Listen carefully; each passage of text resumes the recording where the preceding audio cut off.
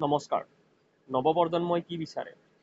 নৱপ্ৰজন্মই কেতিয়াও এইবিলাক বস্তু চৰকাৰৰ পৰা নিবিচাৰে, যিবিলাক বস্তুৱে সমাজত ক্ষতি কৰে। ভাল চিন্তা চৰ্চাৰ নৱপ্ৰজন্মই সদায় তেওঁলোকে কেনেকৈ উপাৰ্জন কৰিব পাৰে, কেনেকৈ তেওঁলোকে স্বাৱলম্বী হ'ব পাৰে, সেই কথাষাৰ তেওঁলোকে চিন্তা কৰে। কোনোদিনে তেওঁলোকে আঁচনিৰ ওপৰত নিৰ্ভৰশীল নহয়।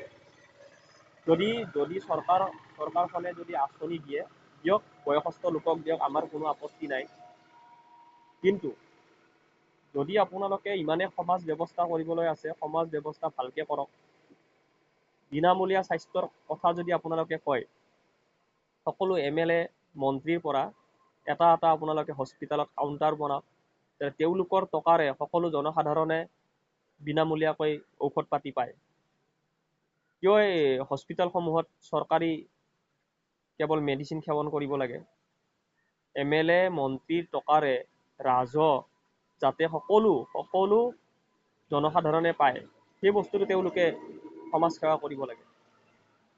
এনেকৈ সমাজ সেৱা নহয় যে কেৱল নিজৰ মানে টকা ইনকাম কৰাৰ কাৰণে। এইবিলাক সময়ে কিন্তু সকলোকে পৰাজয় কৰিব। নৱপ্ৰজন্মই কিন্তু লাহে লাহে জাগি উঠিছে। আপোনালোকে নিশ্চয় চিন্তা কৰক, চাওক, কোনো দল সংগঠন নাই, কোনো ধৰণৰ নাই, বেনাৰ নাই, কোনো ধৰণৰ কমিটি নাই। তথাপিতো কেৱল এটা ডিজিটেল মাধ্যমত কিমান কোটি মানুহে যোগদান কৰিছে। মানুহৰ মনত এতিয়াও আক্ৰোশ আছে। তেওঁলোকে সদায় পৰিৱৰ্তনটো বিচাৰে।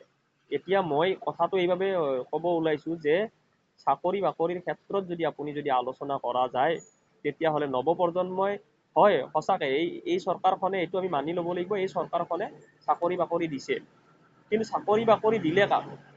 চাকৰি বাকৰি কেৱল যিসকল ব্যক্তি, যিসকল ঘৰ পৰিয়াল খুব ধনী, তেওঁলোকক চাকৰি বাকৰি দিলে কি হ'ব? দুখীয়াকো দিছে, ভাল কথা। দুখীয়াকো দিছে, ভাল কথা। সেইটোতো বহু মানুহে সন্তুষ্ট নহয়। প্ৰত্যেক ঘৰতে যদি এটা যদি চাকৰি সামান্য চলি থাকিব পৰা যদি চাকৰি এটা দিয়া গ'ল হয়, তেতিয়াহ'লেও নৱপ্ৰজন্মই হয়তো আহিব লগা দিনসমূহত এই চৰকাৰখনক ছাপোৰ্ট কৰিব।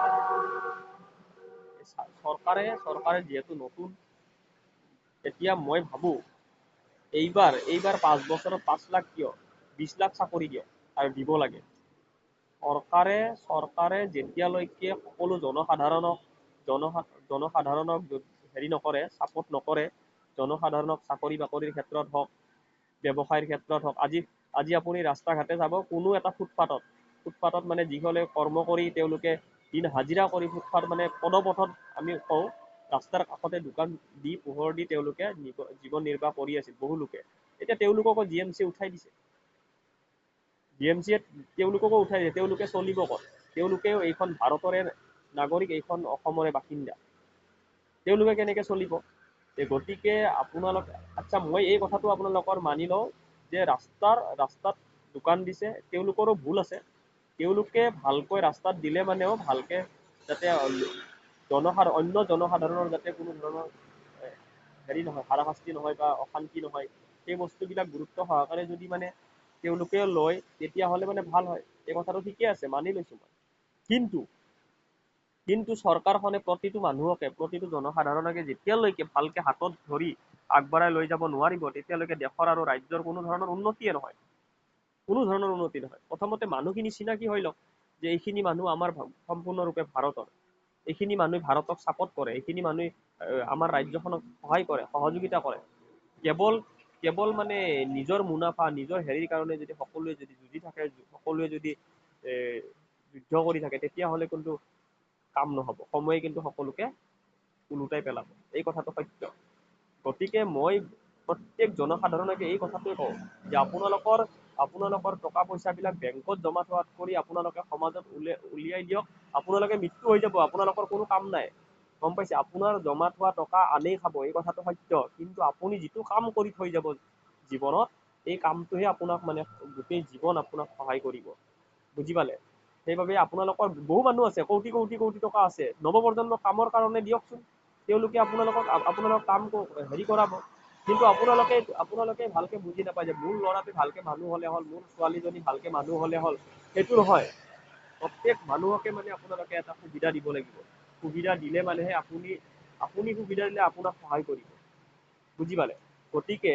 গতিকে মই মোৰ প্ৰতিটো ভিডিঅ'তে মই সেই কথাটোৱে কওঁ যে আপোনালোকে লগত চৰকাৰখনে সহযোগিতা যদি কৰে, তেতিয়া সমাজৰ প্ৰতিটো ব্যক্তি আগবাঢ়ি যোৱাটো একদম সম্ভৱ।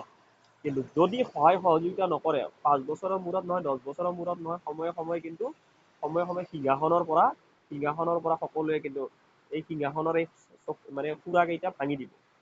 কাৰণ জনসাধাৰণ কিন্তু বৰ চতুৰ। জনসাধাৰণে কিন্তু আপোনাৰ একদম দৃষ্টিগোচৰ ৰাখে। যিমানে দল সংগঠন নহওক, কিন্তু যিমানে দল সংগঠন বনাওক, জনসাধাৰণে যদি বেলেগ ধৰণৰ ৰণকৌশল যদি বনায়, জনসাধাৰণৰ যদি ৰণকৌশল যদি ভাল হয়, তেতিয়াহ'লে কিন্তু পেলাই দিয়াটো স্বাভাৱিক। ধন্যবাদ।